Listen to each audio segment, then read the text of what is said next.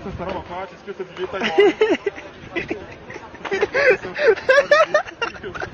Vaffanculo.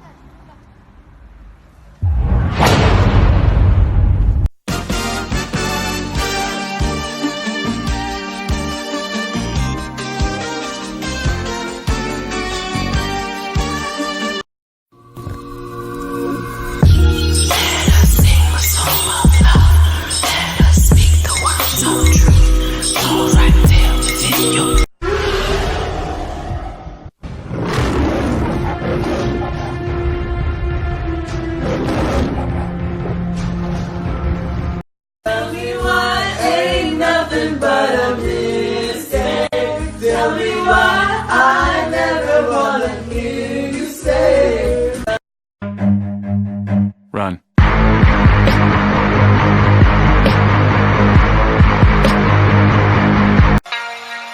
You punk kids, please sit down, shut your mouth, I'm a cemetery killer coming right from the south.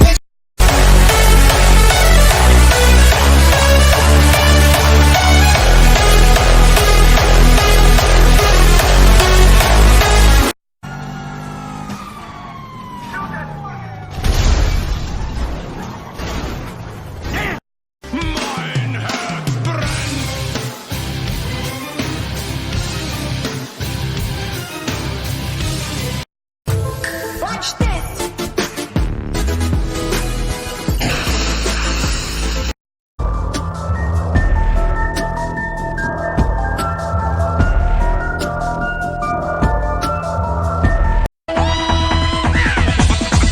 Here we go. As you know, a speaker is a magnet and a coil that when you excite the coil with an AC voltage, it vibrates at the same frequency.